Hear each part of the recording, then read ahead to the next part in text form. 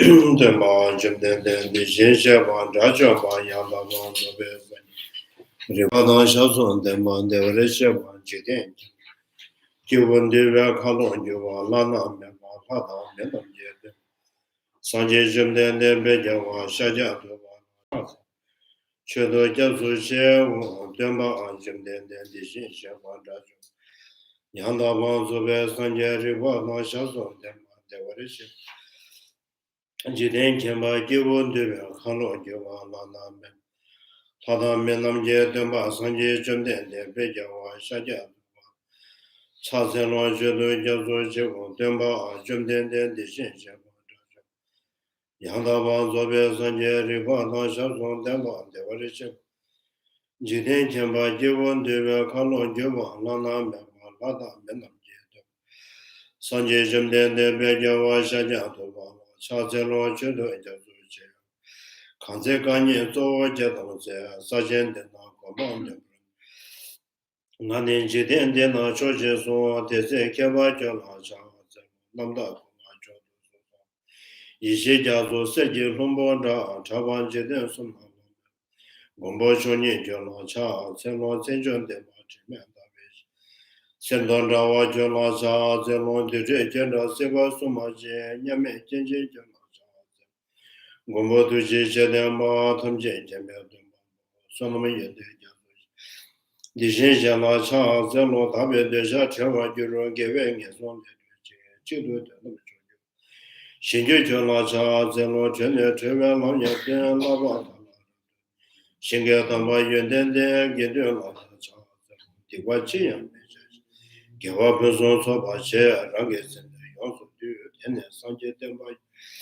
Karmara Rima Medan, you must have Shuvrada, Melamada, Genda. The Jishanum de Rada, Sonum Diatam Jesse, Covanto, the Jinjin.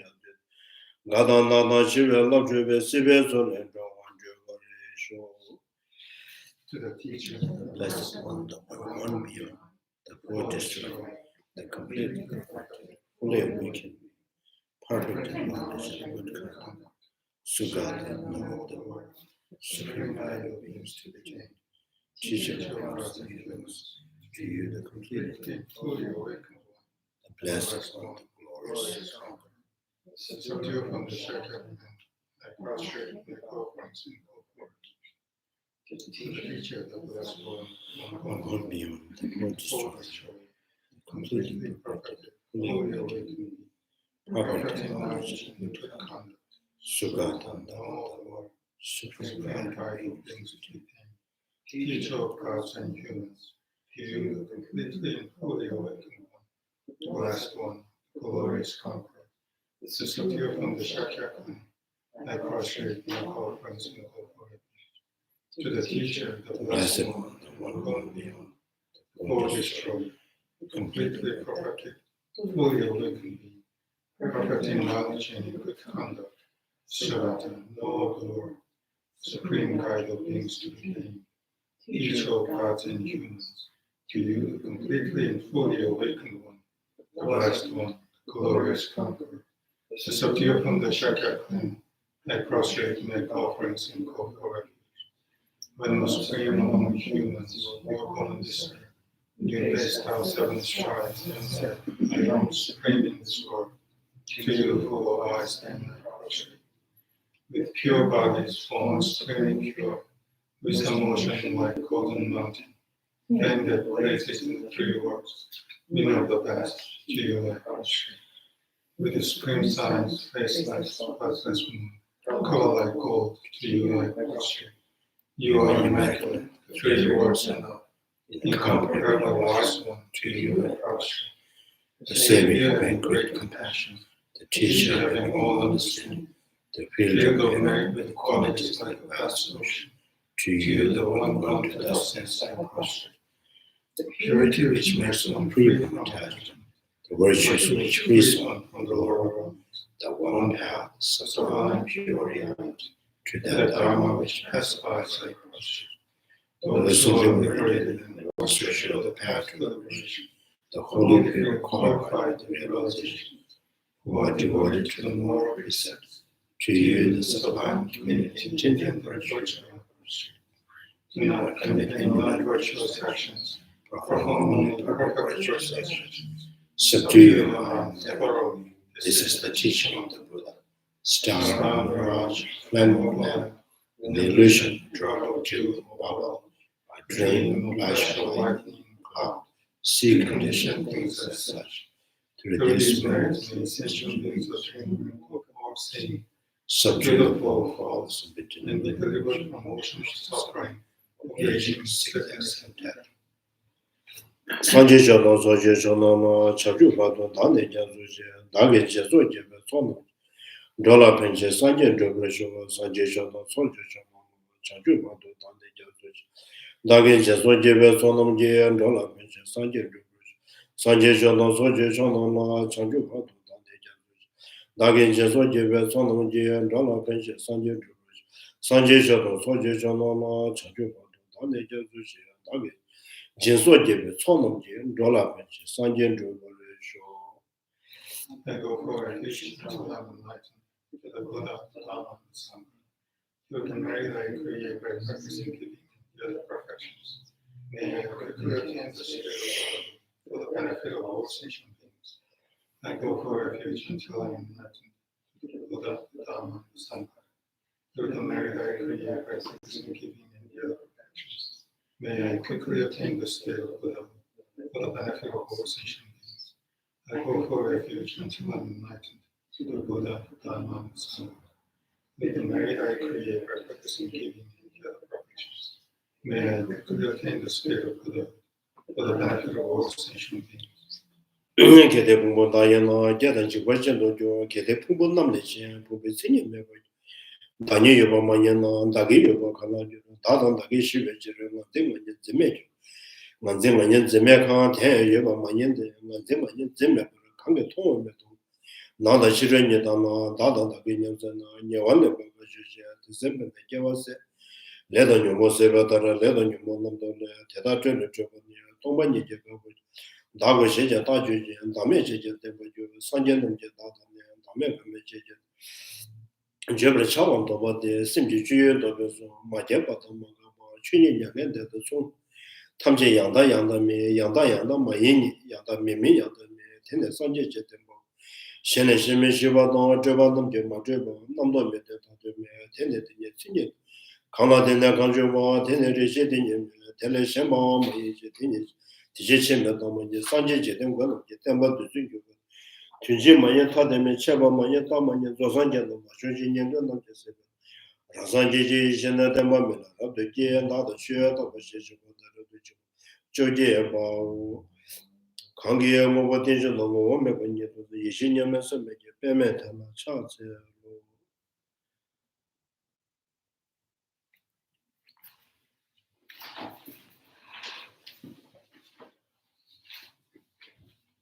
I think page number 52, right? Is it 52?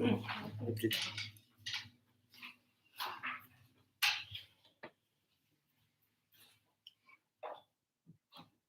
So we were on the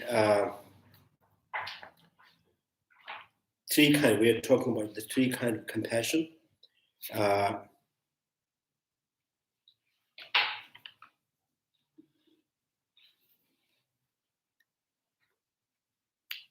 Compassions, symptoms of mere sentient beings, mere phenomenal reality, mere non-referential compassion. Three kind of compassion. So I forgot which line we are on. Within the awareness of ascertain sentient beings to be disintegrating moment by moment, the apprehension of sentient beings as permanent, unitary, and autonomous cease.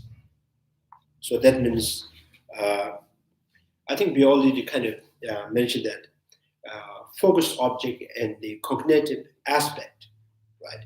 You're focusing on something and something come up in your mind, so which is different, like counting the number, and then you kind of, in your image, you have a different meaning from that number, right? So like when you count the days, then you imagine someone is coming, right? So actually, what you're focusing on the number or the day or the time or anything. For example, people's been like friends, mother, sister. The cognitive aspect is this is my mother or this is my sister. By focusing on her body, her feeling, her condition. Right? The conditions are not the mother, but focusing on them, and you have the image of the mother. Right? In a similar way, the first compassion is simply kind of not examining this what sentient being is, right? Rather, sentient beings out of ignorance and they committing the karma, and the karma that remains in these as an imprint or the seed within the consciousness, that the consciousness carries that, and then name and form as next life, and then faculties and the contact and the feeling, and then craving and the grasping, and then the process of becoming, and then again next life, the birth and aging and death. When you see a sentient being with this 12 the characteristics, right? So to reflecting on this sentient being with 12 characteristics, and then so, and at the same time, and then the additional factor is, and you have a sense of endearment towards that sentient beings.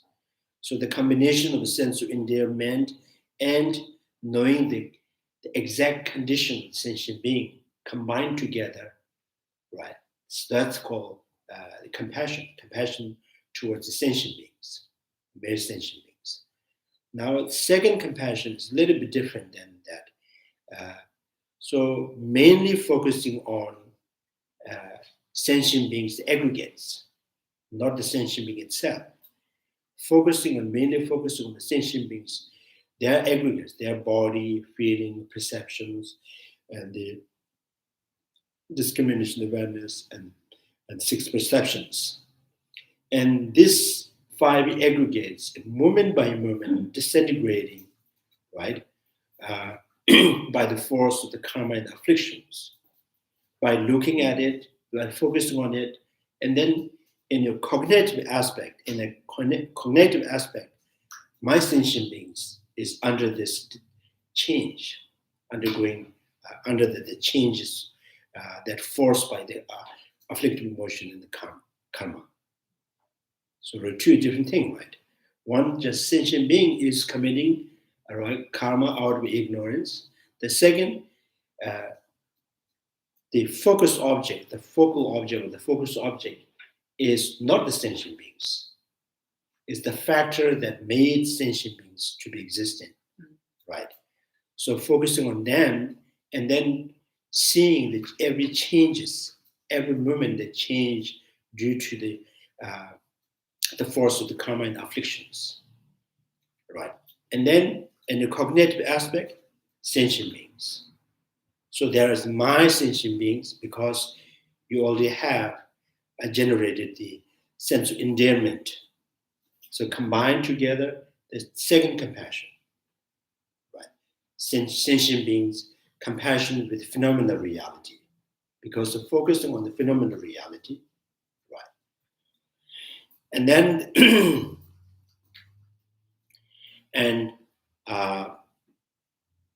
so second compassions kind of in this commentary kind of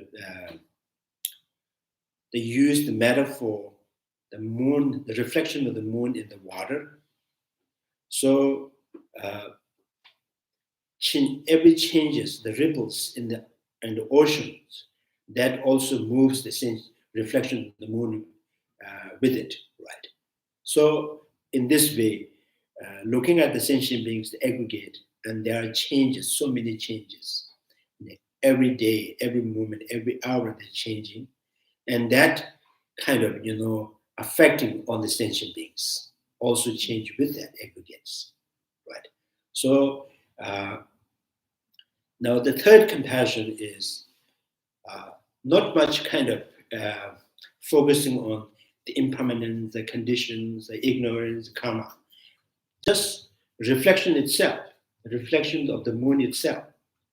Knowing the reflection of the moon itself, this is not the moon that kind of exists within the water, and reflection of the moon is not the nature of the water. It's not the nature of the water, not the moon. There is no reflection of the moon is not really independent, separate from the water, but still, right? This exists, right? So this exists, deceptively, right? So the third compassion, focusing on the unreal of the sentient beings, untrue of the sentient beings, the sentient beings that is intrinsically not exist, right? Intrinsically not exist, but dependently it arises, right? So that's called third compassion, non-referential compassion. So this third compassions, is required. The individual already have the realization emptiness. Without realization emptiness, you cannot have third compassion. Right? So emptiness, realizing emptiness, knowing this sentient being does not truly exist, but the kind of, another level of sense of loving towards the sentient being, but continuously holding on to sentient beings. The second mind says, is not truly exist. And then another mind says, anyway, I cannot let it go. Right. So held the sentient beings with knowing this does not truly exist.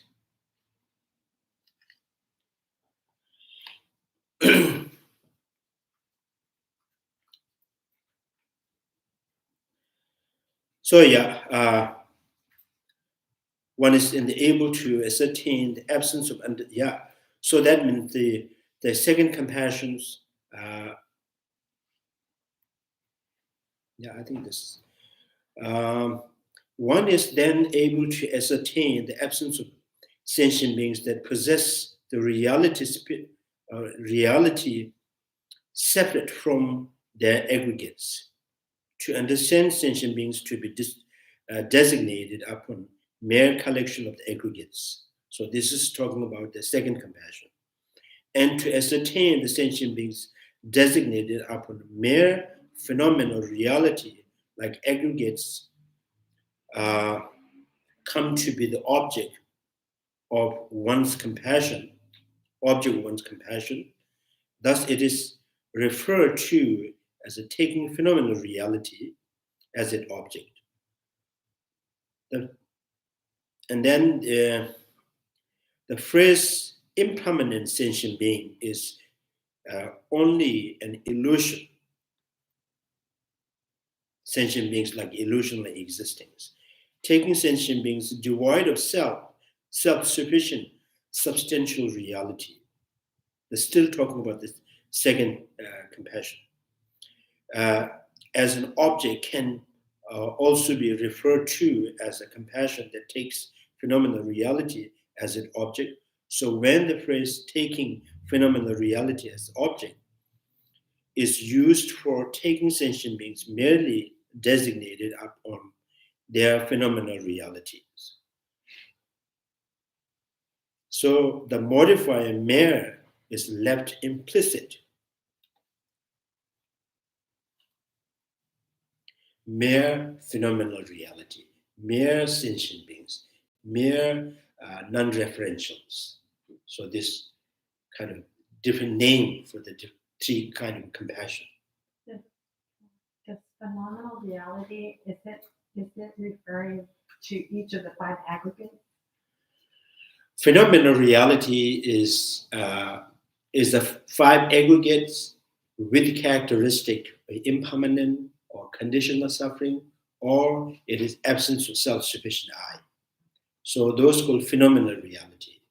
So with that, you have a compassion towards the sentient being, right? So as I mentioned, there's a second compassion, third compassion is a kind of sense of loving to sentient being. The two minds simultaneously functioning. One, knowing the impermanence of their aggregates, conditional suffering of the aggregates, absence of self-sufficient of the kind of self-sufficient reality, and another mind keep heading up on the sentient being, right? So, so that's the kind of the second compassion. So second compassion has pretty much sense of kind of not completely understanding the emptiness, but it has there's the sense of illusion like sentient being, right? So the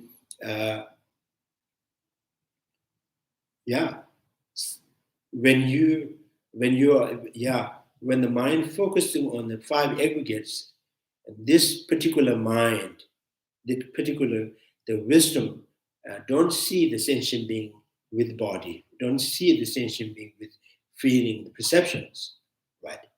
And simultaneously another mind, they keep holding up on the sentient beings. So the two mind simultaneously functioning, right?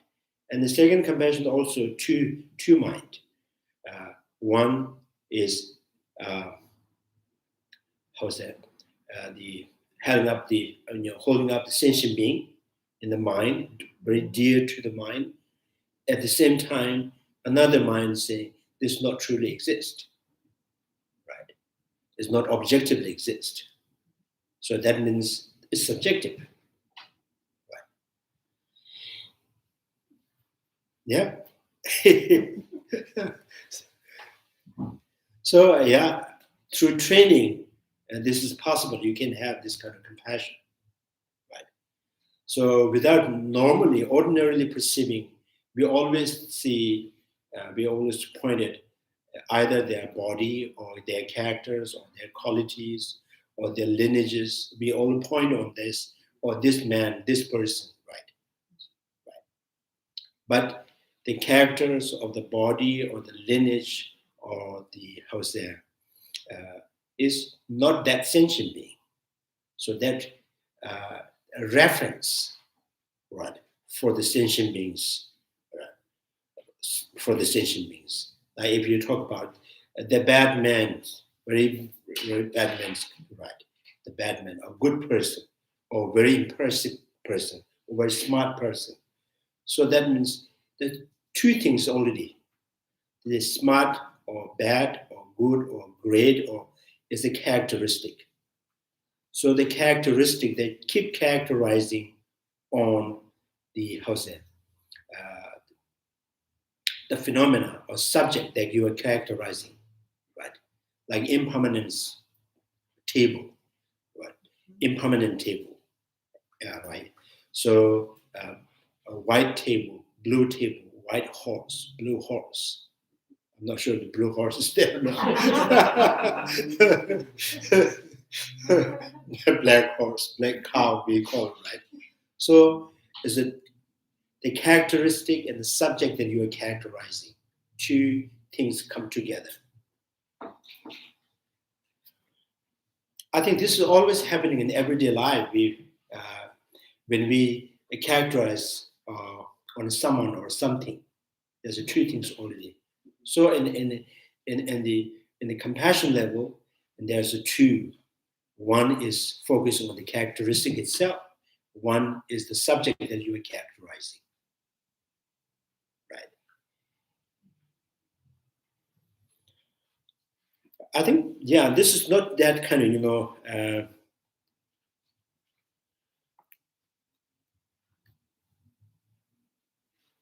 it's not an inconceivable subject we are talking about, but this is always we are doing it.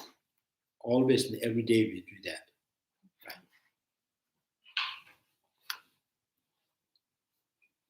Right?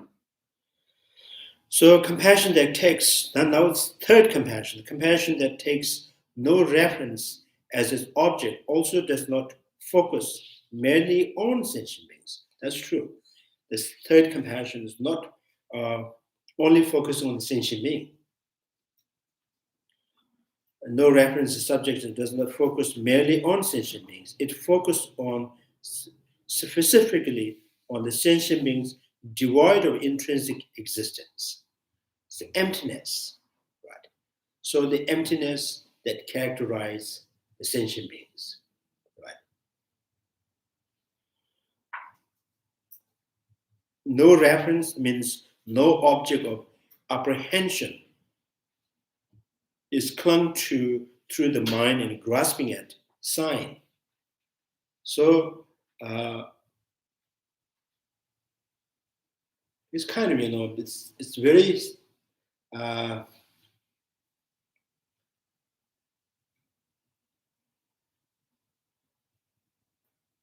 so normally our emotions, ordinary emotions, and clinging on the sign. The sign means indicator. Indicator means you impose something, right?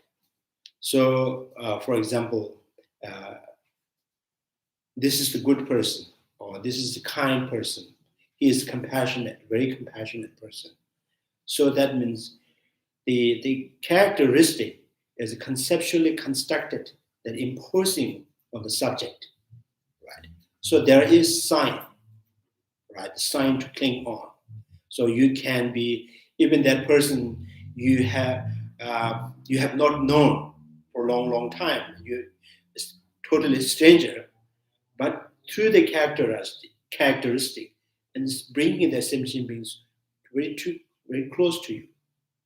Like for example, if you met someone, strangers or totally strangers, and then when he starts speaking to you and talking about your home, your hometown, or your father, your grandfathers, and then suddenly that person becomes very close, right?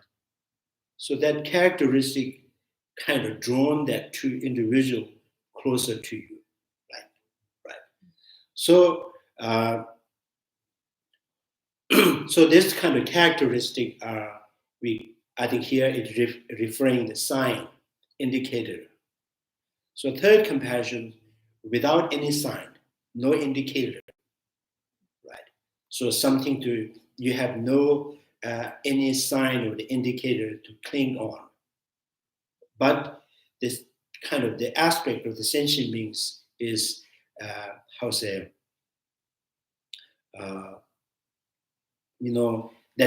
that remain exists in the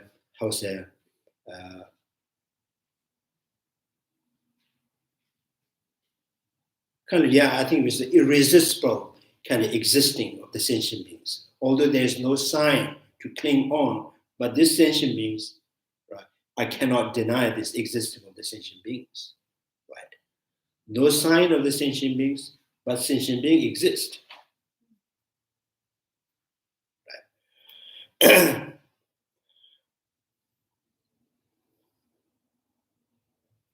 Yeah, to no reference anymore.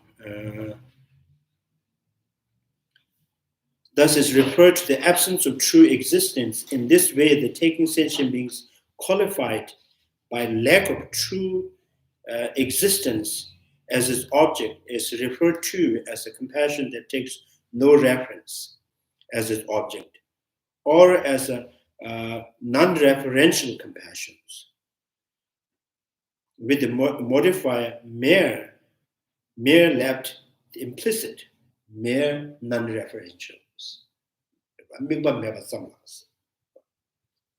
So that's all about the three kinds of compassion. So the sign that you're not finding is the like sentient being in the basis. Yeah. So right now, because in the ordinary in the perceptions, we always refrain the subject of what you meant through the sign, either body or characters or their lineages, right? So pointing at their things, like for example, I'm pointing at the picture of the Buddha, they say, this is Shakyamuni. There's their reference, right? Because the wisdom realizing emptiness totally erase all the sign, because nothing that can represent the self of the I or the sentient being, because the sentient being is totally absent, right? In the body, in the feeling, in the perceptions. Within the body, sentient being totally absent in the wind element, fire element, water element, and the earth element, and the space element, and the I conscious, nose consciousness. So that means there is no indicator that claiming that I am sentient being, right? That from the objects, objectively, there's nothing could claim the sentient beings. But, right? So, if there's nothing represent or nothing claimed as a sentient being, that does not mean the sentient does not exist at all, right? So we all exist, right? This body, this flesh and bones are not me. The wind that I breathe in and out is not me. The heat in this body is me, not me. The moisture in the body is not me. But keep me, not me, not me, not me. Are you not existent? Say. Yes, I am.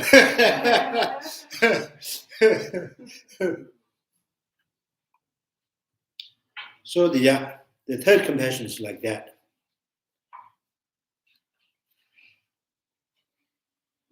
So many Tibetan commentators assert that the second compassion itself perceived the sentient beings disintegrating moment by moment, and that the third compassion itself perceives beings as a devoid of intrinsic existence.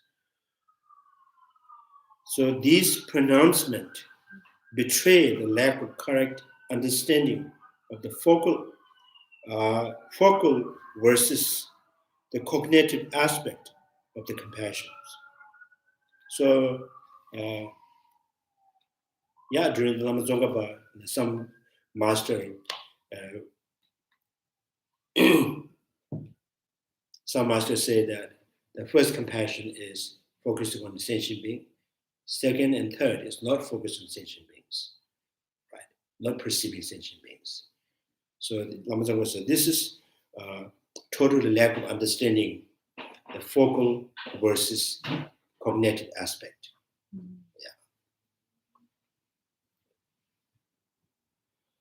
Because here is it saying that the focal object is the same, wishing sentient beings to be happy. Here means Next sentence. here in this room.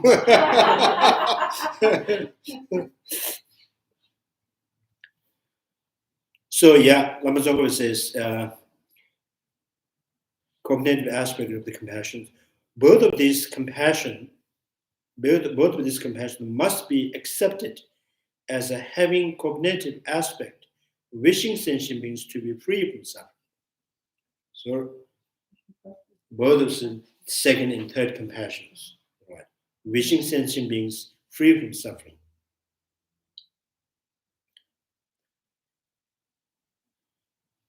The second compassion, although sentient beings,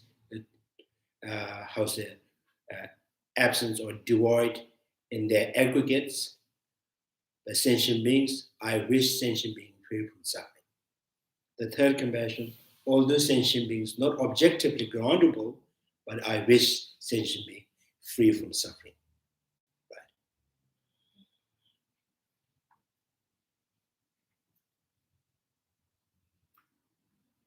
For example, it's like, I'm not the wind element, space element, water element, fire element, the earth element, not the eye consciousness, not the kind of air consciousness, tongue consciousness, body consciousness, but I want eat, I want happy. So this is like that.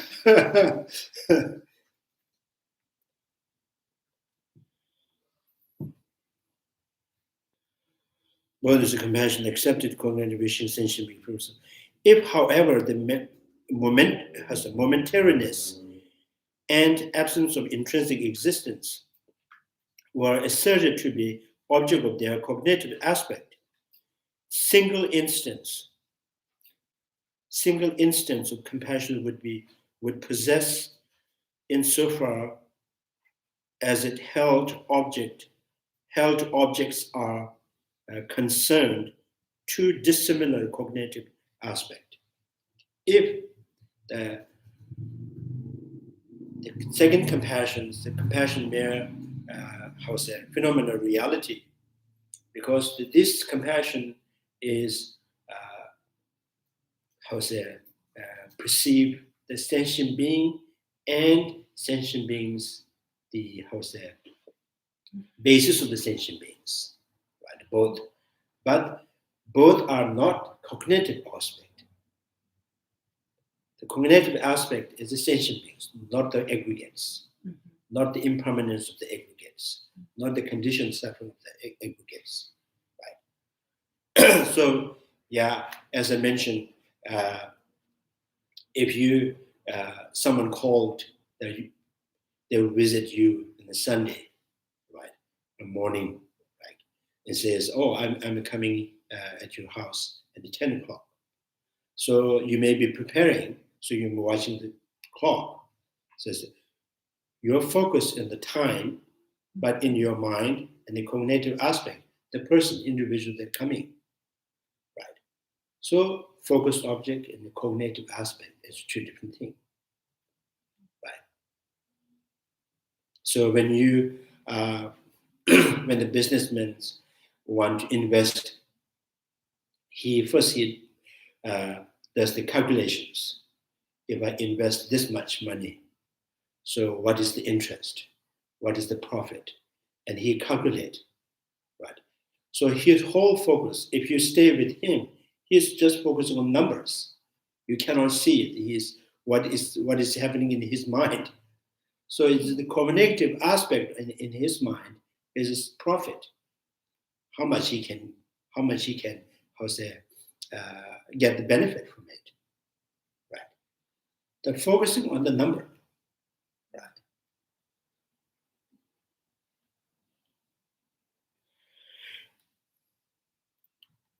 So the compassion has two dissimilar cognitive aspect. Only one cognitive aspect is only the sentient beings. This said, it is the case that to take sentient beings qualified by these two characteristics as a focal object, so phenomenal reality and absence of intrinsic existence. The person who possesses these two types of compassion within his mental continuum must first ascertain sentient beings to be momentary and devoid of intrinsic existence. So second compassion, momentary, the third compassion, devoid of intrinsic existence. And on the basis, have the aspect of these two facts appear to his mind. It is not the compassion itself needs to perceive beings in those two terms. Compassion is not perceiving or apprehending the impermanent or emptiness. Compassion itself is focusing on the sentient beings, right?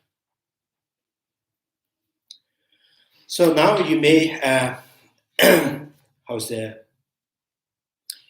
you might think that if the second compassion, third compassion is focusing on one is a phenomenal reality, one is the emptiness, and the compassion itself is conceiving or imagining or perceiving the sentient being. So, what is the benefit from it? What is how the third compassion and second compassion different from the first compassion? Because they all focus on the sentient beings, right? So then this is third compassion is negating or the refuting any indicator that represent the sentient being. Yeah. So kind of because there's no sign to cling, that means without attachment and still compassion. Compassion can be right, can be active without attachment. Right, no attachment but compassion. Because there's nothing to cling on, any sign. Right.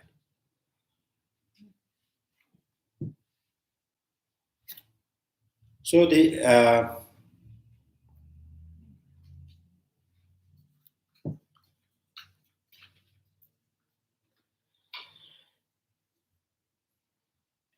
in the both root text and commentary, the two-letter compassion are described as the being qualified by the two characteristics referred to above, while the first compassion is described as a having sentient beings alone as its object, with no qualification by any of these characteristics. First compassion. To involve, how's that? Truncation of the brief of the word alone, mere sentient being, mere phenomenal reality, mere non-referentials, right? So, for the sake of expressive concise expressions, in the view of this, those who assert that first compassion invariably takes as its object sentient beings characterized as the permanent, unitary, autonomous, are saying something untenable. Right? Compassion are saying something untenable. So, yeah, some masters says, in that case, the second compassion is with realization of the impermanence of the conditional suffering, and third compassion with realization of emptiness. So, which means the first compassion, perceiving sentient being is permanent. So then the Lama Tsongkapha said that's not the case, right? They're untenable. Even with respect to the compassion that arises in the heart of those who have not found the view of selflessness, even practitioners, Bodhisattvas, who is lacking the realization emptiness, on many occasions it can arise simply on the basis of merely taking sentient beings as object, without characterizing permanent or impermanent.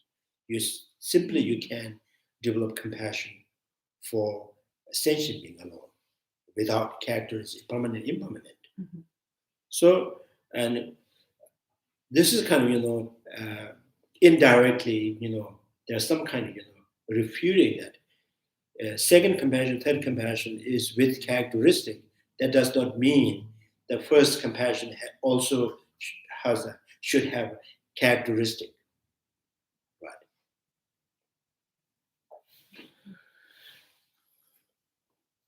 Simply the basis for taking sentient beings to object without qualifying it in any terms. In the case of those who have found the common level view of selflessness and suchness as well, one finds within their mind stream many instances the compassion focus on the sentient beings without qualifying them in either the two ways mentioned above. Even someone who has the realization emptiness, every time the compassion that he developed, not necessarily the compassion with the compassion always underpinned with realization emptiness. Right? So you may have realized emptiness, but every time you have a compassion, not necessarily that compassion with realization emptiness. So you have to be kind of, to develop the third compassion. First, you have to focus on emptiness, then, right, the convention existing with the sentient beings. And then you can develop the third compassions. So, like, for example, if you have realized emptiness, and does not mean that every time you eat the bread, oh, bread is empty. It's not necessary, right?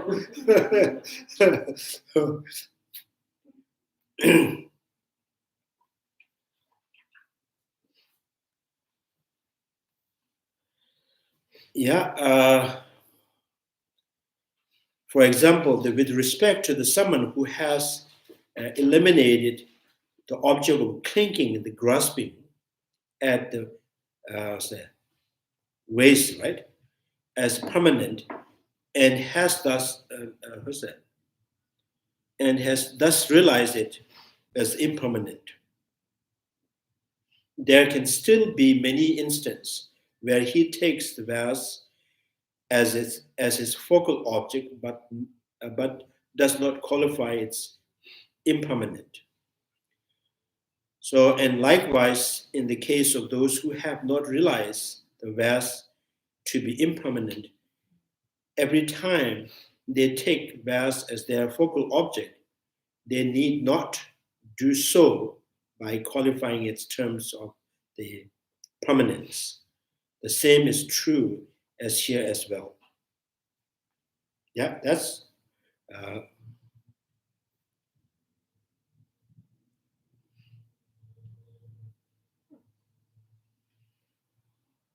you got it, right?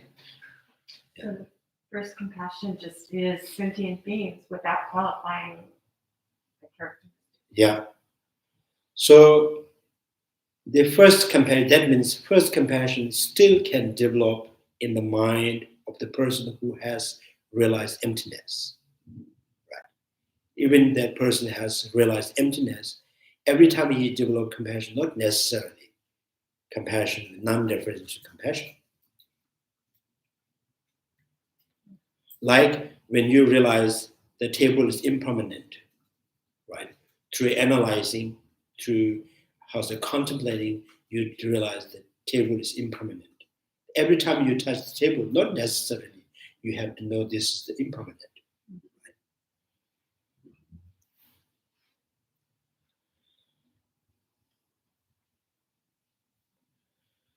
Every time the verse is qualified in terms of compassion, the same is true as well. These three types of compassion are all, regardless of which of the three focal objects they take, endowed with the cognitive aspect, wishing to protect all sentient beings from all forms of suffering. So out of compassion, then wishing sentient being free from the suffering. In that case, in that sense, they are all very different from compassion of Sharvaka and Pratika Buddha. So the Bodhisattva's compassion, although he's developed compassion towards one single person, that is totally different from the Shavaka and the Pratika Buddha's compassion. So, compassion towards one single person is implicitly or means that compassion still he can expand to every sentient beings without exception. Sharvaka and Pratika Buddha, their compassion is very limited. Right? So even the ordinary compassion like that. So we develop sometimes compassion, but we have a reason, because my sister or my brother or my friend's friend, this is the reason that limited the compassion to expand to other. Right? So Pratika Buddha and Shavaka is the same. Bodhisattva was just they already have in their mind every single sentient beings very close to their heart. So with that, with that kind of intention or the motivations, when he developed one compassion toward one single person, still count his compassion towards every sentient being. Right. So yeah. Particularly, when such type of compassion is produced, one comes to generate awakening mind, aspiring, I will by all means attain Buddhahood for the sake of all sentient beings. Then, generating Bodhisattva, enlightened mind. So out of compassion that drives the aspiration to achieving the Buddhahood, not just because I want to be supreme quality of a supreme person. Out of compassion, right? Out of compassion that driving you to develop the desire, aspiration to attain the Buddhahood for the sake of all sentient beings. That is called enlightened mind. So both are desires. One, compassion is desire, the wishing to free all sentient beings from suffering. That desire develop another desire. Right? So if I want to free all sentient beings without exception, the only way I can do is attain, after having attained the Buddhahood. So right.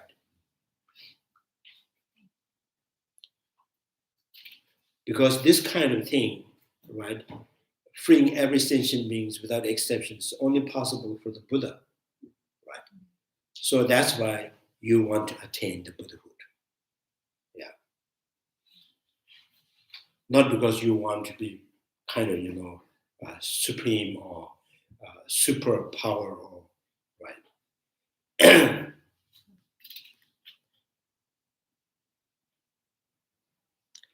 As for the compassion that is the object of salutation here, so Chandrakirti, from the beginning, he made a salutation to the compassion.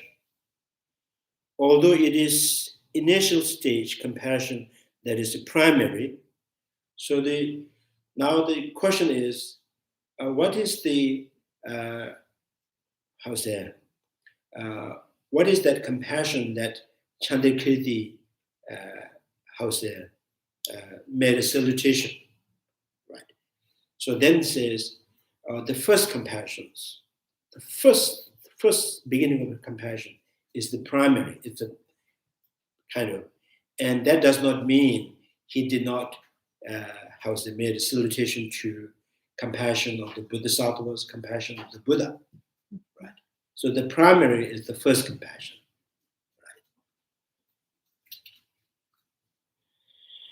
Other instances of the Bodhisattva's compassion are included within it as well. So there is thus no contradiction for the commentary describing some context, such as here, the person who is generating compassion to be a Bodhisattva. Suppose one asks, are all three types of compassion present with respect to the compassion that is the cause of the Bodhisattva who has first entered the path?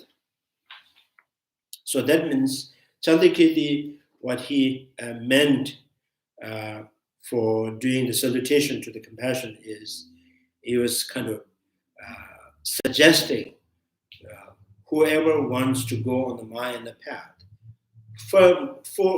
foremost important is the compassion. So you have to first develop compassion. Then you may find the path, the Maya and the path. Right?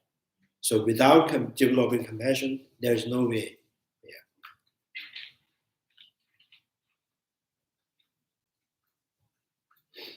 Yeah. So this is like, without going to school, I want to be professor. So like,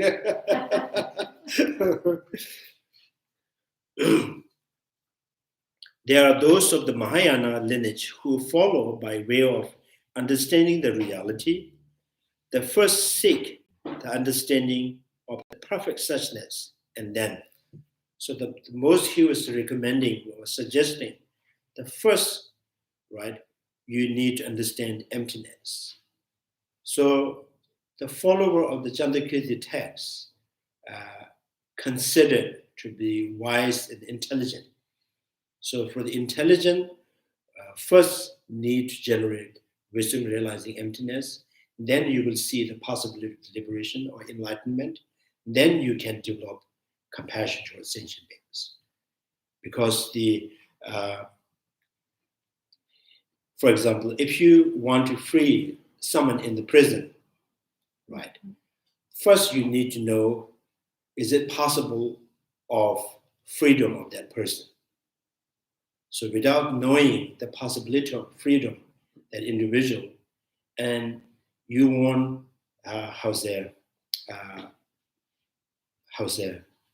take effort, right, to freeing them. So in a similar way, first you understand emptiness.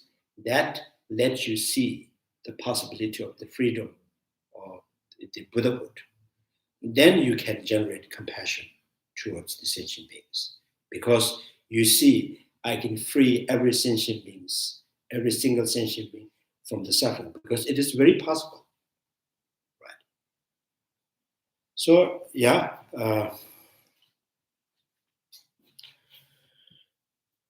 The first seek the understanding of the perfect suchness, and then following their such successful establishment of the ultimate truth, generate the great compassion for other sentient beings, to induce the awakening mind. And then they train in the Bodhisattva's deed. So Bodhisattva's deed means practice of the six perfections: generosity, morality, patience, and joyous effort, and the concentrations and wisdom. Bodhisattva's deeds, which constitute the conduct of the sage. So this is the conduct of the Buddha, right? Sometimes we call Mahasamaya. Mahasamaya means the great sage, as referring to the Buddha.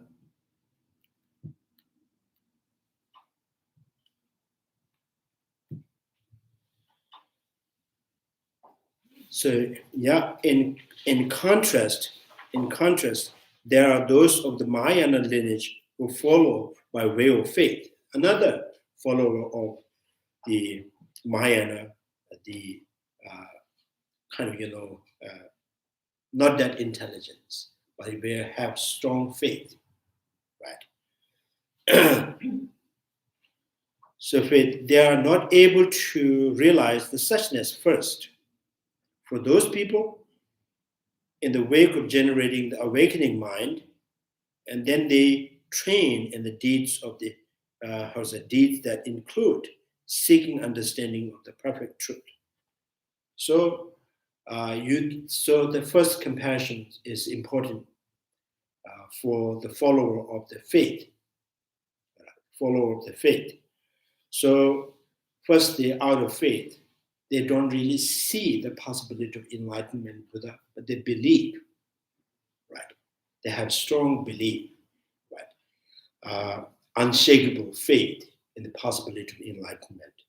And from there, and you can develop compassion towards the sentient beings, like first compassion, and then awakening mind, and then follow the Mahayana paths, practicing generosity, patience, morality, concentration, and the wisdom. So within this training of the Bodhisattva's deed, and then you may, you may be able to generate the wisdom realizing emptiness. Right. So two persons. One is follow the reasoning, follow the faith. Right. Seeking understanding perfect truths. The ornament of the middle way, for instance, states, the first searching for perfect understanding. This ornament of the middle way, the composer of that is Bhava Vivek,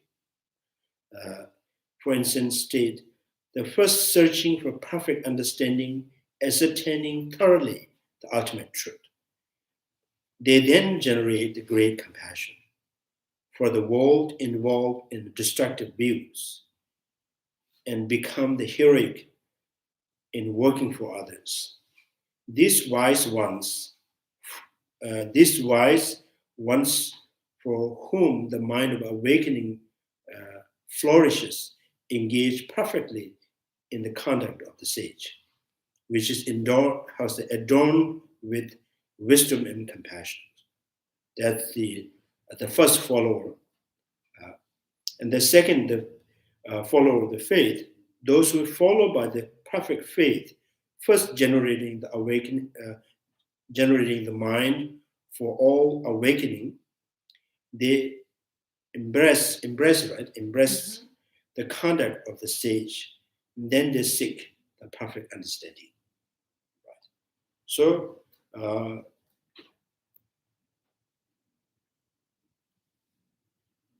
that's why his office always says, you have to be a 21st century Buddhist. So he was recommending the first follower, not the second follower. Because there are so many informations, they are so misguiding and misleading. So if you just follow by the faith, it's not really safe. Old time maybe it's okay. Nowadays, everybody's in social media, they're talking about something, right?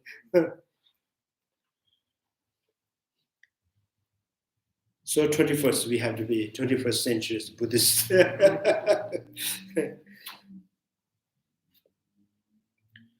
So, as stated above, one can identify the case where all three types of compassion are produced prior to the entering the path. Three types of compassions. With someone who has found the view of suchness, first two, right? Someone who has already developed the wisdom to realize emptiness, not only is there no contradictions in his continuing established the truth of suchness, the training in it, even during the period of training in the Bodhisattva states, that is in fact precisely how he must proceed. So then this is kind of saying, emphasizing wisdom realizing is very, very important, like compassion, from the beginning and during the path, and the result of the Buddhahood is only possible when you realize emptiness. Without realizing emptiness, you cannot really succeed on the Mahayana path.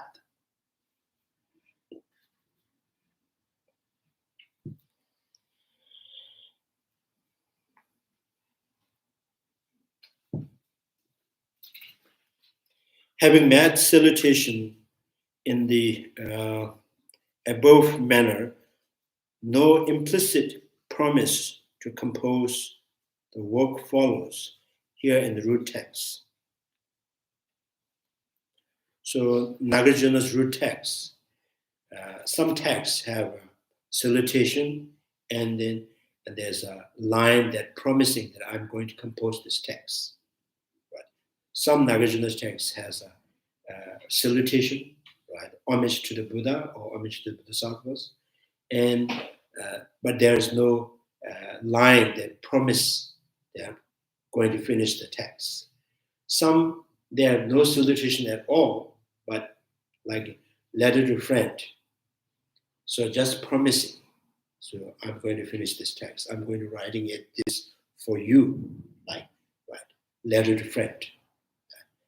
So Nagarjuna's and some of Nagarjuna's texts, there is no promise, there is no salutation, nothing. Like Ayadeva's text, there is no from the beginning. There's no homage. Right? There's no praises to Buddha, and And then he did not mention, I'm going to complete this text. Simply write. So like a draft writing.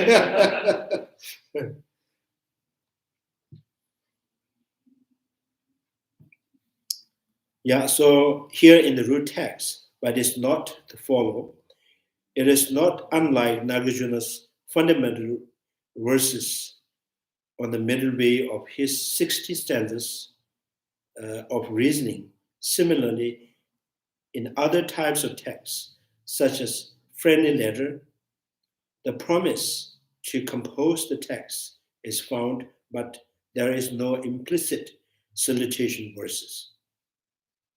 Explicit salutation. Since it is with the intention to compose, entering the middle way, that salutation is made, the promise to compose the text is implicitly present as well. Right? So there is motivation, right? With regard to the means to help others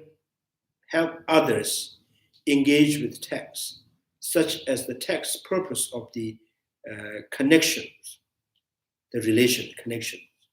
The text subject matter is the twofold, profound and vast aspect of the path. So always like two truth, ultimate truth, conventional truth. And then once profound realization of the emptiness and the vast aspect of the compassion of the Bodhisattvas. And the text's distinctive purpose has already been explained as far its goal, immediate ones include putting into the practice one has understood from the meaning of the treatises up to traversing, right? Mm-hmm. The first four path of accumulations, path of preparation, path of seeing, path of meditations, the path of no more learning, 4 paths. And the ultimate goal of the text is attainment of the resulting ground of the Buddhahood. The goal depends upon purpose. The purpose depends, in turn, on the treatises. And this relationship is their connection. I think why Lama Tsongkapha is saying is because they're one of the Vasubandhu texts. He said all kind of, those composite texts must include the 4 method.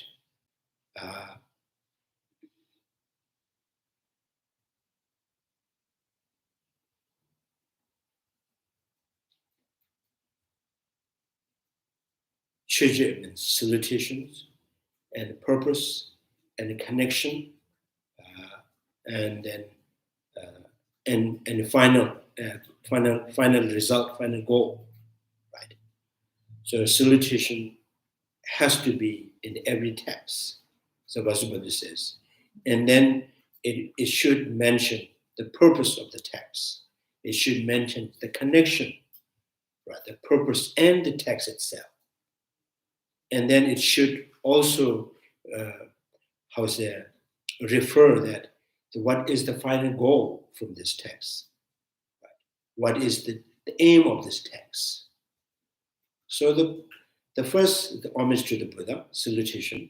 The second purpose is to understand there is a realization. And then the connections, with the understanding of the emptiness connected with the treatises, the text. And then as a result, and the mind which is free from misconceptions, right?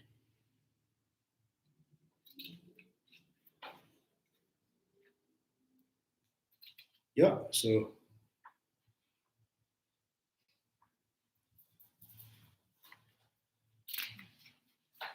then the part 1, the first 5 grounds.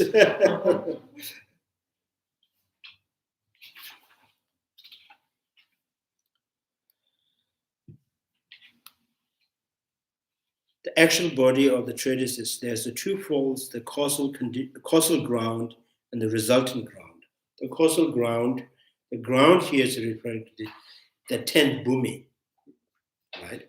And the resultant ground is the Buddhahood. So Buddhahood is to be called Sugata, right? Gone to bliss is the result. Sometime Sugata, sometime, in English they would say thusness or Tathagat, right? Even English speaker that doesn't have much meaning from thusness. So thusness, the Deshinshemas, kind of Tathagat. Tathagat means kind of, Tathagat means you have reached certain level, or you have reached the goal through, right, knowing the reality as it is, not because you are believing in something, right? So knowing the reality as it is, then you have achieved the kind of final state as a Buddhahood. So then Buddha called Tathagat. And some Sanskrit, they use also term the Tathagat means all who believes in Buddha is Tathagat. The Shariputra and there's Mongol Putras within the conversations. And one time Ananda says, Tathagat means Deshin Shekwa means, and gone as it is. Right? Gone as it is. You're going as it is. You're doing things as it is. Right? So Ananda says, seems like every phenomena is finally gone to the emptiness. And why we use the Tathagat only to the Buddha. So Shariputra said, this only fit with Buddha.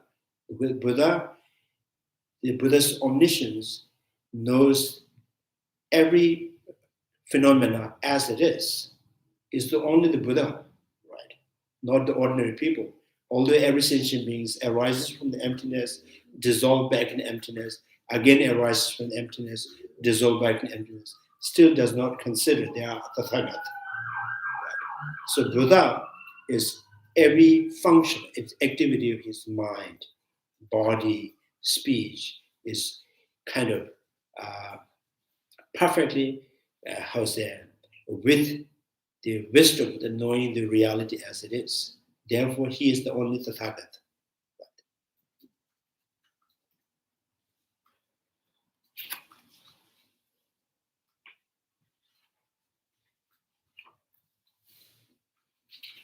Yeah, and in the Hindi, in Indian, some scholars, when they speak, when they refer someone, the elder, they use the term Tathagat, right? One who is Tathagat, I know I met him at the place. So it's kind of showing the respect to that person, well known, well educated. Right? So he knows exactly as it is. So Tathagat, so Gat means going or gone, right? Tatha means as it is, right?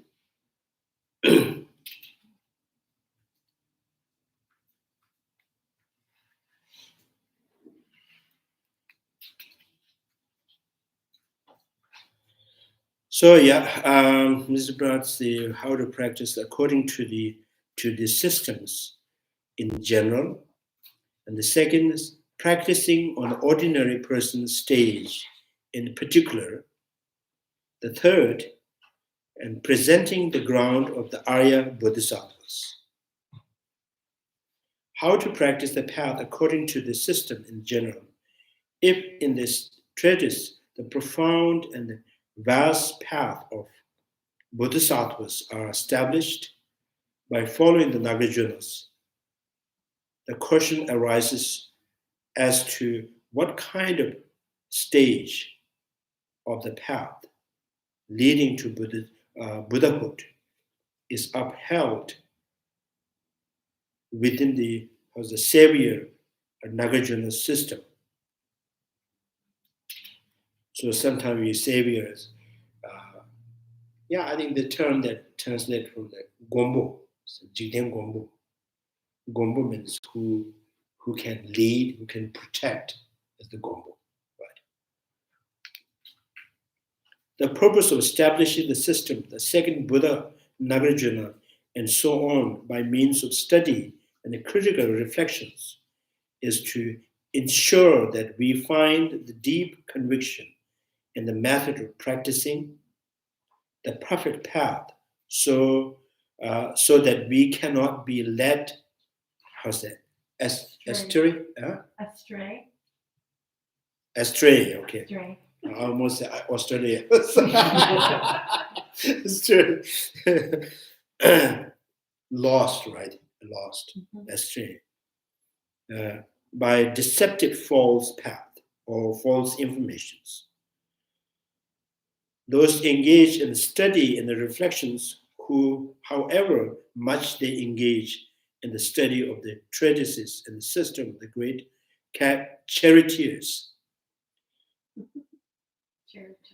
charioteers, right?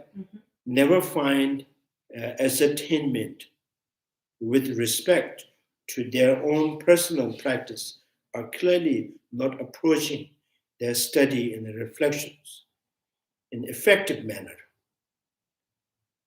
As such, even were they to strive hard in a great vehicle, they would fail to, extract its value, get the essence. Therefore, we must strive to understand how to traverse the stage of path.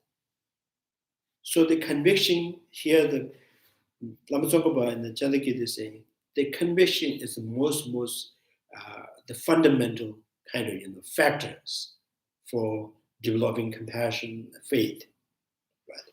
So without convictions, so to have convictions, you have to be very convinced with the reality. Right?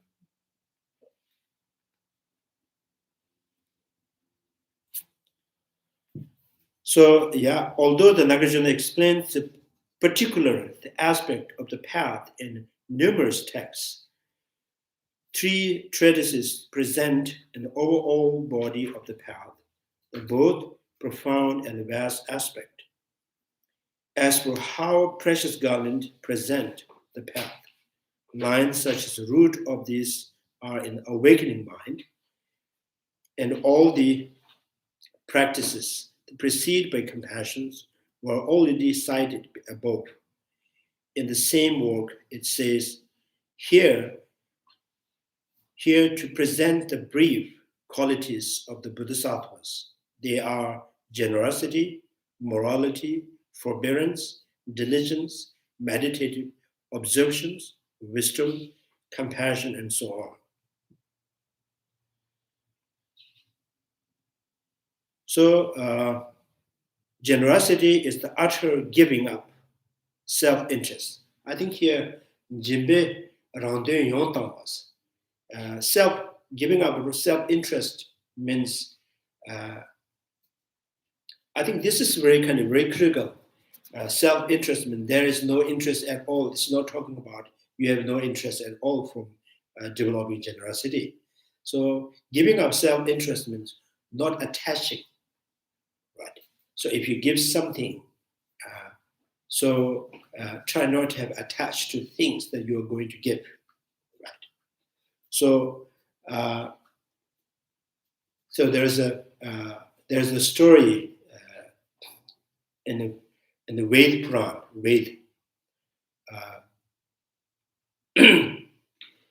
There's one kind of like a beggar, and he is a very great practitioner.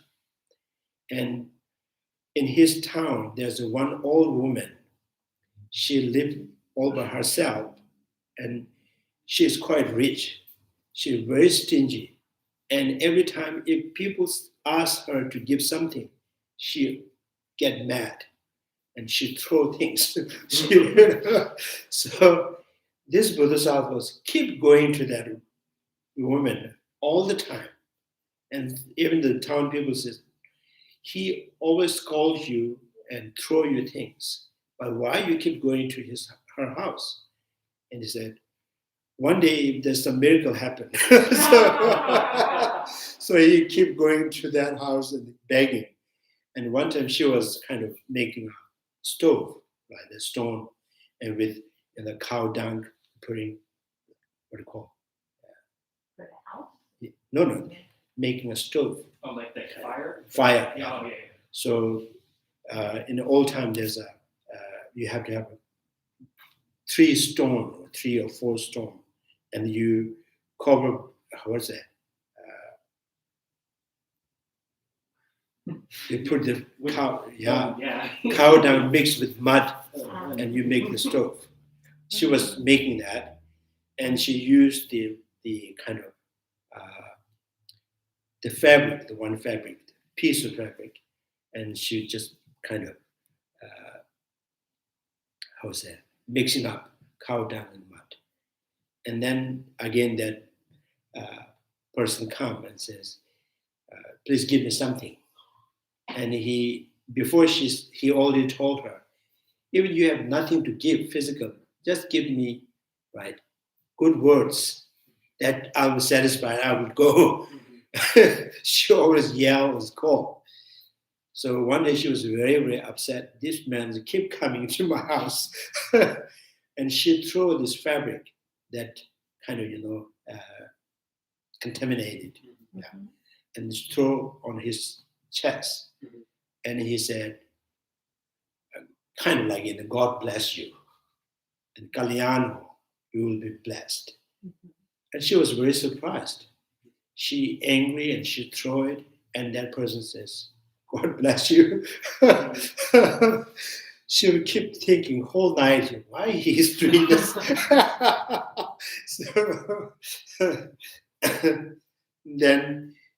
So what did that person do is he kind of went back to his kind of ashram, and he washed that cloth, the fabric, very clean, and he made lamp and did the dedication for her.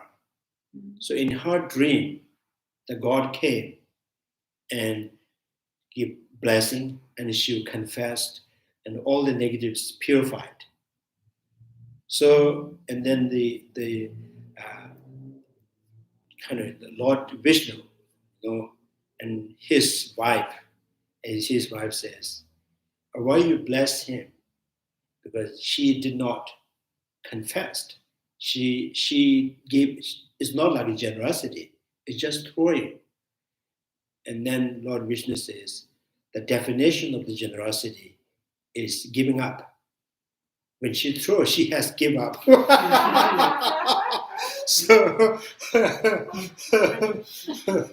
So there is definition of the generosity. Right? She did not really politely give it. So in Hindi they call tyag, giving up, let it go, without any attached. So here the non-attached is important. Right? So anything that you give is not having any attached to it, or any attached to the reward, or any expectations. Right? So I think the third compassion, even no attachment to the sentient beings, but holding sentient beings very dear to your heart.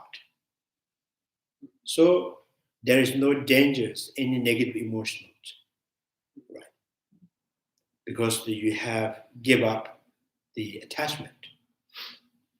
So the definition is giving up something, right? Letting it, something let it go is the kind of exact definition of the generosity.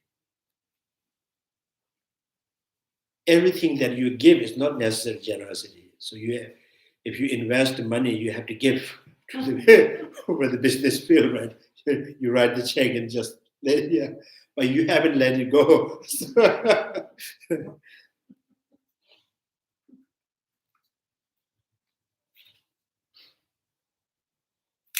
Yeah, so don't worry.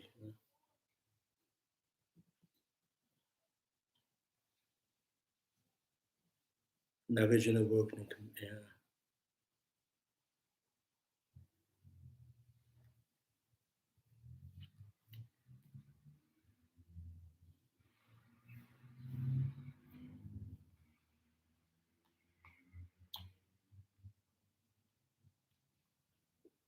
Yeah, I'm lost now. And the second part, morality. Morality? Yes. Oh, yes.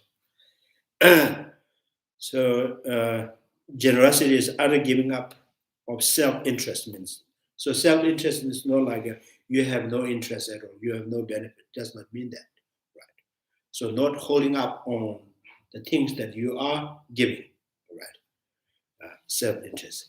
Morality refers to the working for others' welfare. So others' welfare does not mean, right, you have did something is not necessarily good to other, right? Harmony, harmless to other. The physical, verbal, right, not harming. So moral discipline is to not have any harmful activities towards other. So forbearance is to relinquish hostility.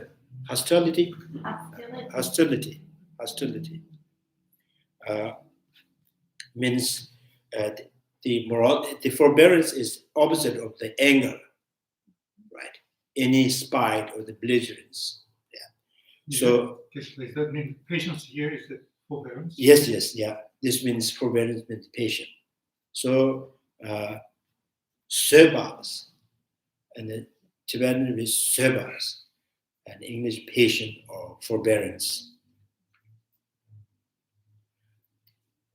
In Hindi, it was sane, and power of forbearance is sane shakti, right? So now forbearance may be interpreted in many ways. You have you can be patient, all right, because of not acting out any verbal, negative verbal, verbal, and not any physical negative things. Still considered as patient, or is very patient, but inside not patient. So inside almost like you just I want to choke that person, but quiet, right? So the actual the patient, the forbearance is not not having any harmful thought in mind is the patient forbearance. So no angry. The opposite is the kind of opposite is anger.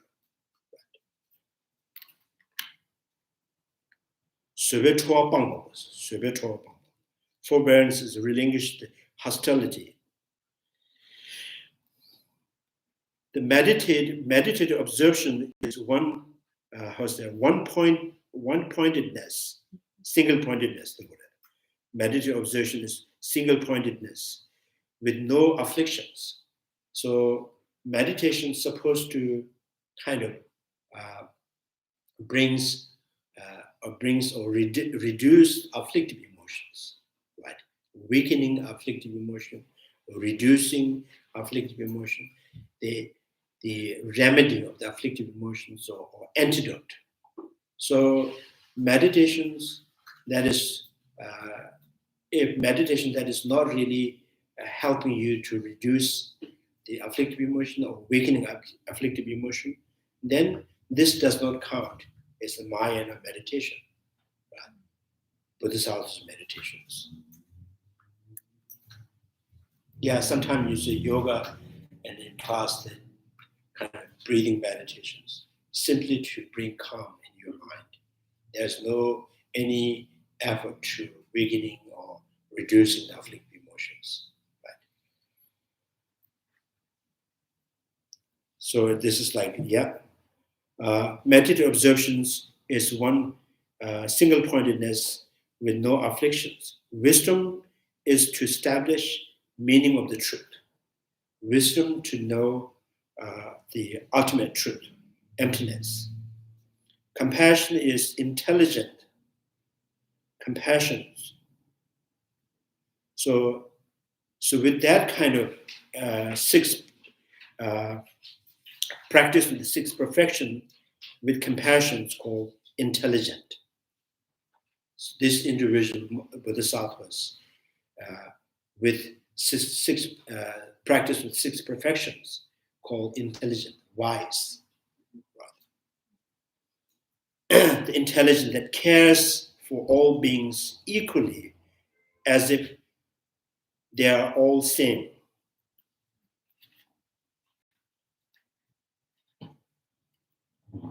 So then the generosity brings now the previous one saying is the characteristic, the definition, talking about definition of the generosity, definition of the forbearance, definition of the meditations and wisdom. This generosity brings the resources, means now the result. What is the result of practice of generosity? So you will be richer, you will be more, more satisfying, right? More confidence, more courageous.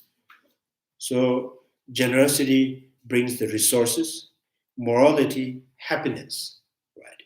So overcoming the harmful activities or harmful thought towards others brings happiness to you, right? Forbearance, luster, I think kind of magnificent, the appearance. From the forbearance, magnificent appearance. Yeah. So the appearance of the Buddha and Bodhisattvas, appearance when His Holiness come to the public. So there's the appearance as a quite calm people. People find peace. So that's called result of the patient. Right. Forbearance, lastness, diligence, how's that? Mastery, 尊律, right? Joyous effort, with joyous effort. Because joyous effort means, finding exciting in any activities. When you get excited about any activities, right? Excited or being happy, being liking your work. So that's called, diligence, right? So yeah, if your body is and if your body is very active, does not mean you have diligence, right? So you may be, So it's possible that someone make you that excitement, right? It's not necessarily you are liking that kind of doing, right? So diligence, mastery. So meditative observations brings tranquility. Tranquility means still the same as like balancing the mind, right? Reducing the afflictive emotions means through meditative absorption. The wisdom release. The wisdom is going to release the mind from kind of, the tense from negative emotions, misunderstandings. So the wisdom that release the mind from this. And all aim are realized with compassion heart.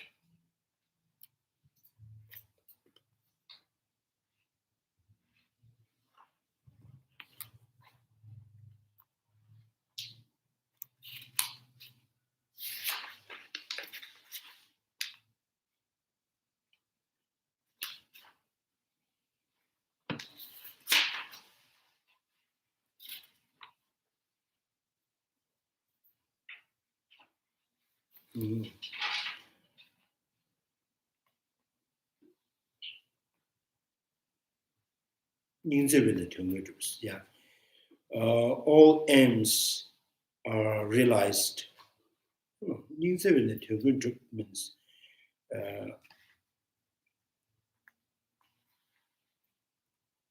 looks like all aims can be accomplished with compassion heart. Right? It's not realized. Töngun means in Tibetan, Töngun means accomplishing. Right? You can accomplish anything when you have compassion in your heart.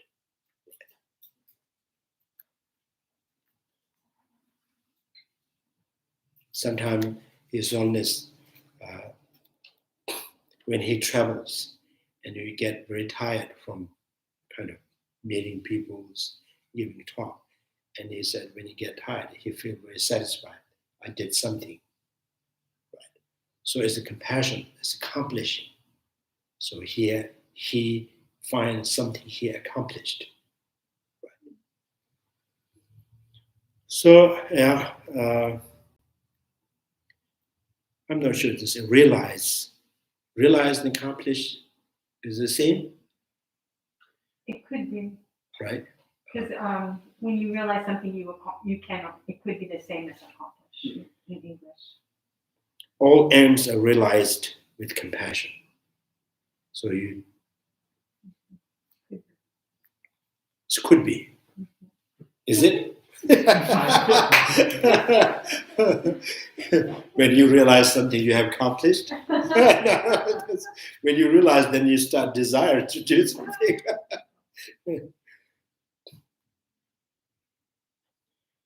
Through simultaneous perfection of 7 of these, without exceptions, one attained lordship of the world itself.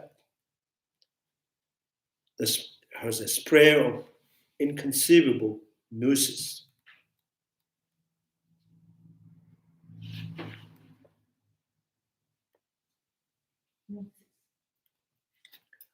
Gnosis.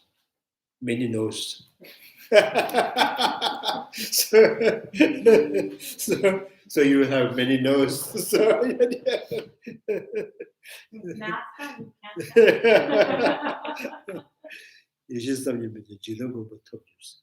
Yeah. So lordship of the world itself. You will be protector of the world.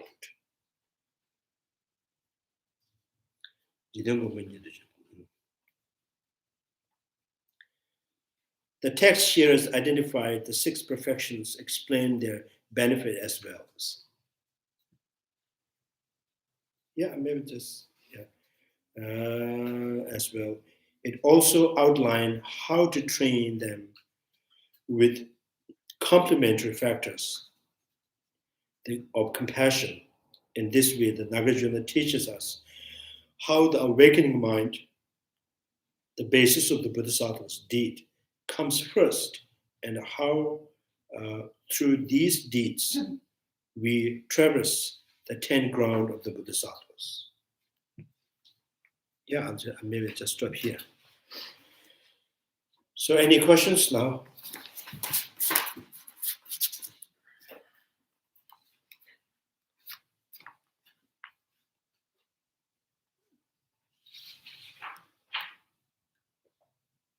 So through the 3 types of compassion, sentient beings are perceived the whole time, and they are the focal object, and that's the focus object, the focus object, and that's what changes.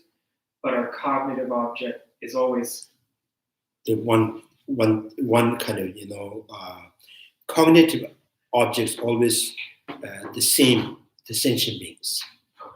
So how many times you focus on something, the things that you're focusing on is moment by moment changing, right?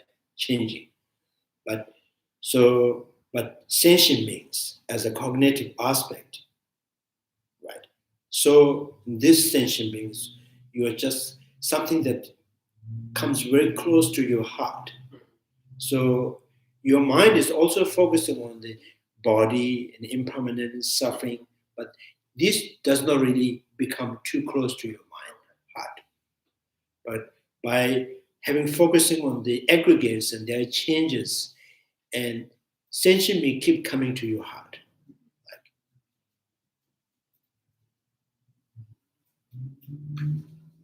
Like you're waiting for someone, right? Visiting, and you're looking at the clock or your watch, and you keep watching the clock, but in your mind, that person is still there, right? Is he coming? Not. He's coming. Not. He's coming. Not. So like that.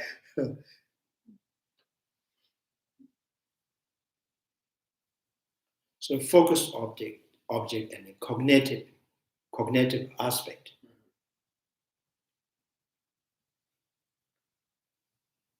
So I think this is always, every time in ordinary perception, this is all kind of is the same thing in the ordinary perceptions.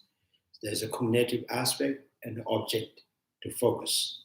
By focusing on something, something appears in your conception, in the cognitive level.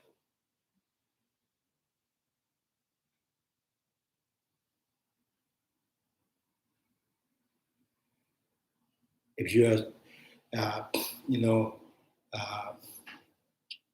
like for example,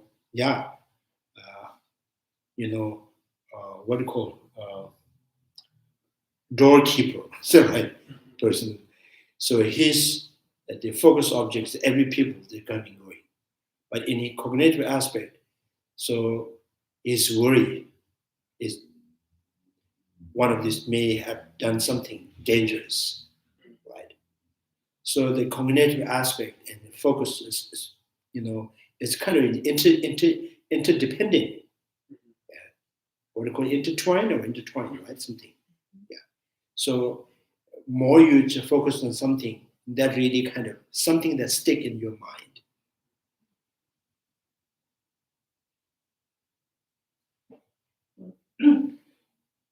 So someone who is very attached to their beauty, and every part of their body and every changes of the body, it kind of concerns, right? How I look, how I look. So as people who's making muscles always, and then they're always so concerned about the eating, right? Drinking. They always think about my muscle. Is it reducing or bigger?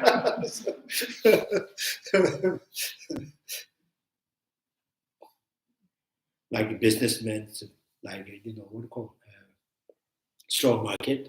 So always people who has to invest in strong market, the number that concerns the people. Right. They cannot stop looking at it and keep worrying about it.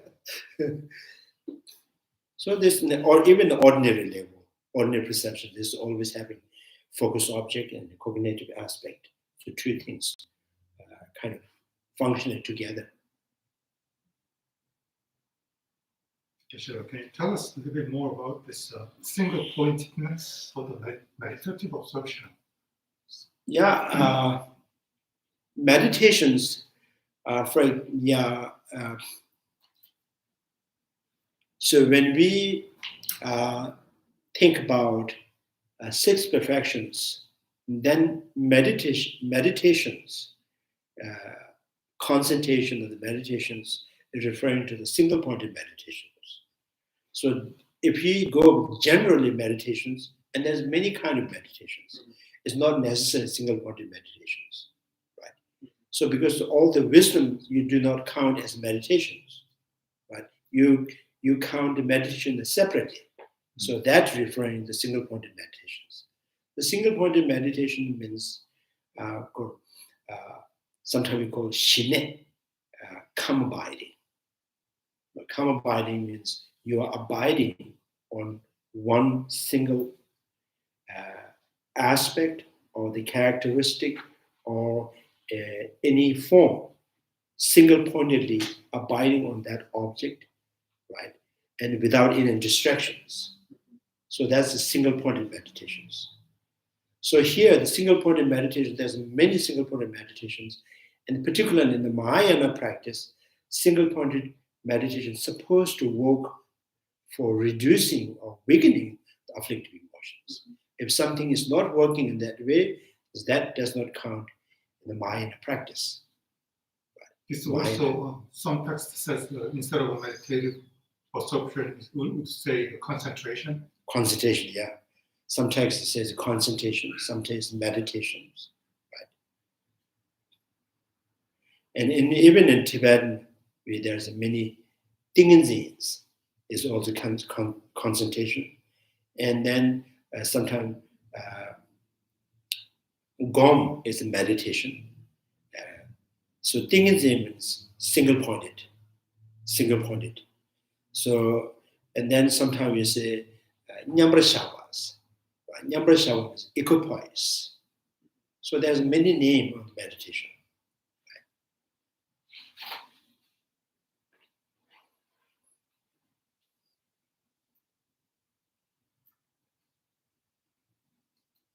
In Hindi, Samadhi, Dhyan, and what call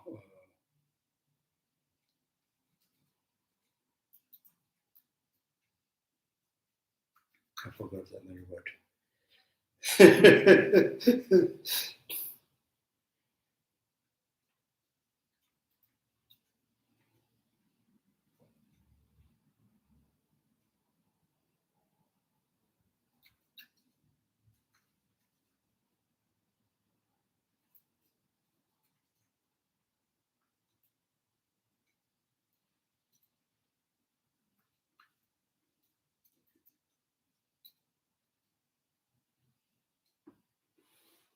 Yeah, any questions?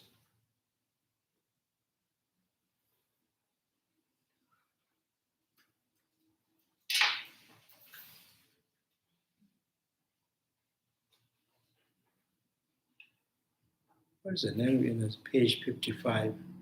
I put in the Okay. pages Okay.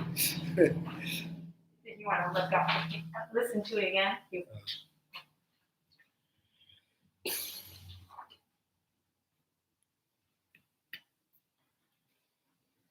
So the Chandrakirti, I think he's kind of precisely kind of suggesting that the foremost important is the compassion. So with compassion, the best thing is compassion. Compassion from wisdom realizing emptiness. If not compassion, the mere sentient being compassion. But compassion is the seed of the enlightened mind or the Bodhisattva.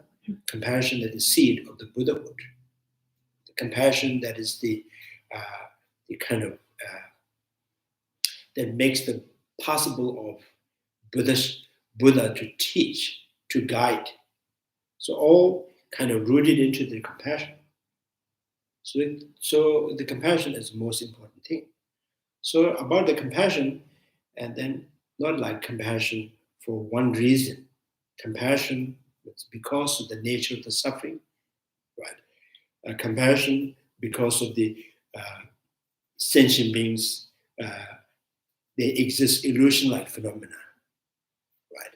The compassion that sentient beings, their aggregates are instantly changing involuntarily, right? So involuntarily means out of force of the karmas, sentient beings, every moment they get beat up by the suffering of the suffering of the change, suffering of the pervasive condition, right? So these are the reasons for developing compassion towards the sentient beings, right?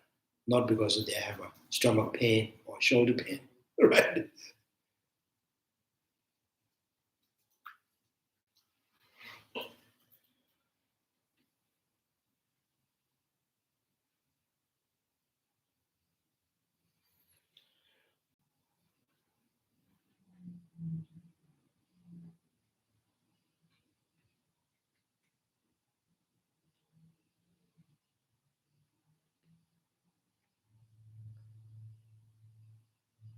Yeah, I just kind of look on this. Kind of laughter is attractive, right? Laughter is. Mhm. Yeah. Maybe I don't find this is a really good word to use here at the laughter as a result of the forbearance.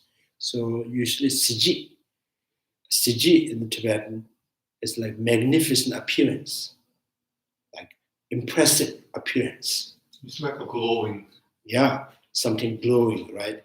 So magnificent appearance or impressive appearance that really kind of catch the people's kind of intention. Right? So that's the result of the forbearance, patience. Right? You have more patience, people will kind of pay attention to you. If no patience, nowadays impatient people more attracted to you.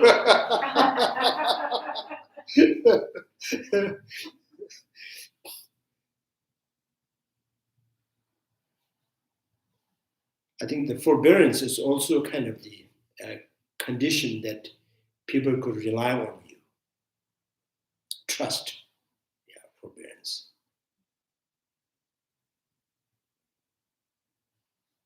So during the Buddha Shakyamuni, there are many kind of things happen during when Buddha is no kind of not in the monastery, something always happen.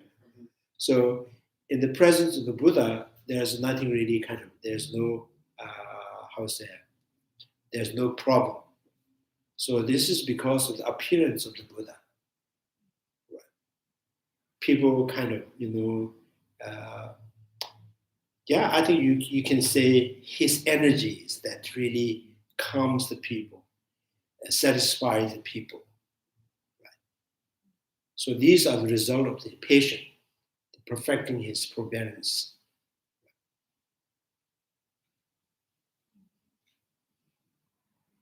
And then there is saying, when Buddha comes with kind of 100,000 monks together, and the first notice is the Buddha. People always notice the Buddha. So that's the, a result of perfecting his patience and the forbearance. Yeah, patience and the forbearance.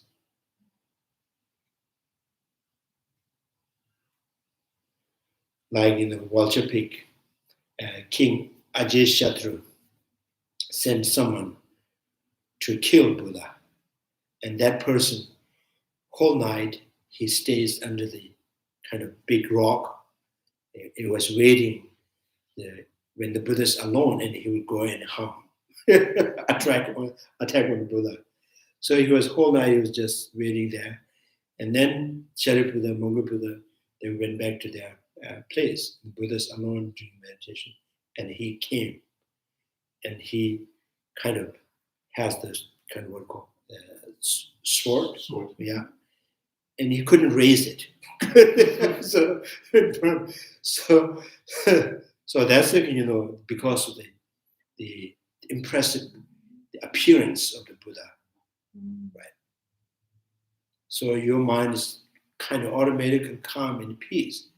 You could not really get angry.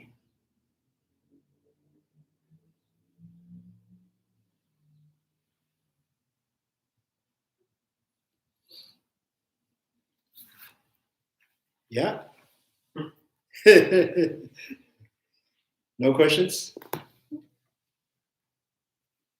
Small one. Yeah, small one. The focal object for non-referential, it's a sentient being? Or is it not finding a sign? Yeah. Emptiness is absence of intrinsic existence. So therefore non-referentials, nothing referring or no reference to find sentient being exists there. Right? So we ordinarily, when we say, he is here, I am here, so we are pointing at the reference for the subject So when you, in the face of realizing emptiness, there are no factors that represent or kind of become the illustration of this sentient being or I. So the non-referentials, nothing represent the self or I. So could you say there's no focal object there for the sentient being? So that's why it's non-referentials, no focal object. Okay. Right? There's no objective anything to focus on. Right? So they're non-referential, no focal object.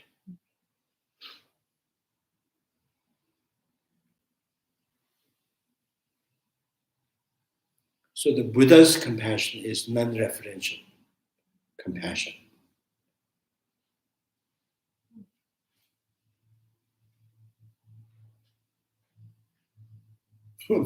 Maybe that because of Buddha's blessing is always late. So, so if attachment, it comes right away. So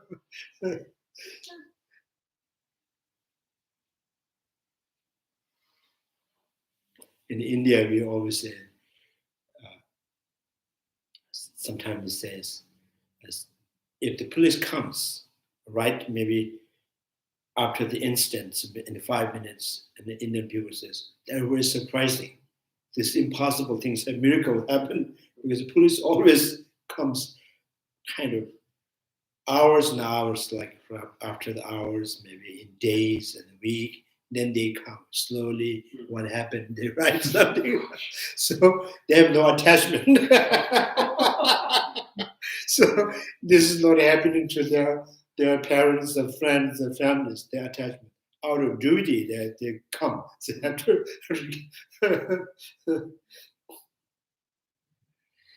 So the Buddha's activities, the compassion means is kind of some Asanga text, and the way he praises to the Buddha, saying, "You are permanently right out of attachment. You attach to sentient being forever." So then he kind of the way he used the word attachment means kind of something that sticks in their heart is the sentient beings. So that he used the word they use, attachment. Right. Now, and the attachment itself is a kind of fixation, fixated on any kind of sign that you believe this represents something.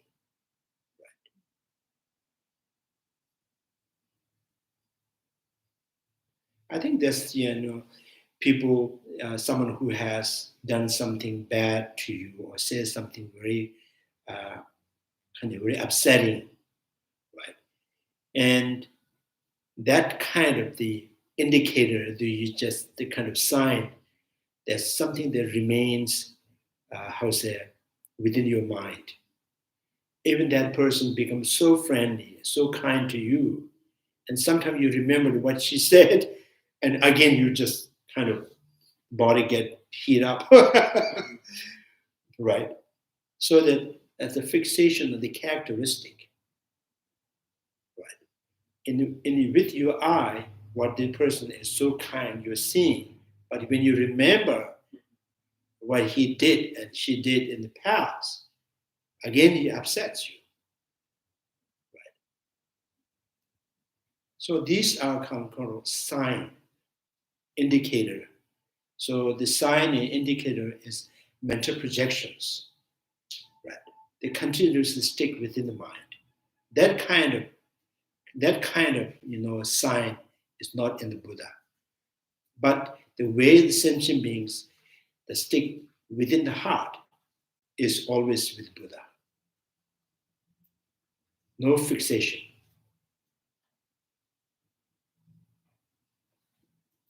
I think, sometimes you say attachments, file attachments, file that's still, right? The paper that attached to your file, right? So it's not like a file has a fixation on the paper. Something that always been there, as we call sometimes attached, right?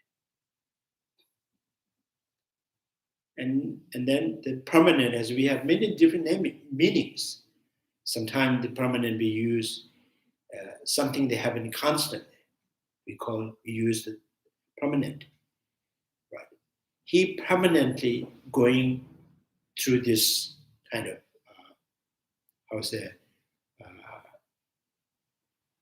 he permanently comes to this restaurant, right? He permanently stays in that city. He never leaves that city. So that permanent has a different meaning. Something that happened again and again, so that we use the permanent. But in another way of the permanent, the definition of permanent is something is not changing at all, as what we call the permanent. Right? The thought, the language is not really kind of, not. I think most of the time, the thought, the language is not from the knowledge, from the realization. So thought and language is from the habit.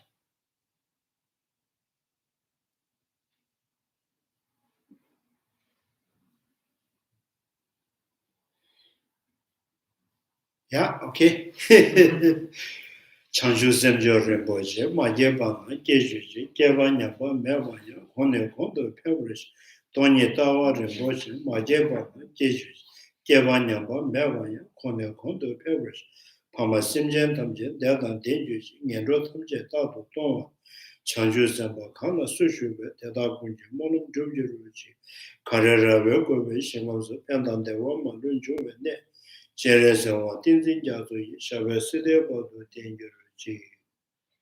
the precious Bodhi mind not yet born arise and grow.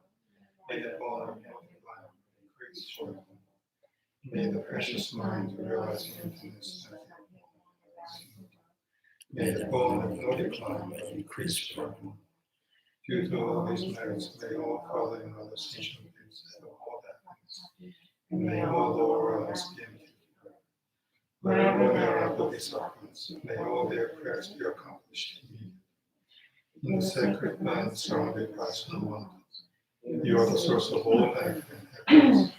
O powerful Trinity continues, remain in this world until samsara ends. Thank you very much.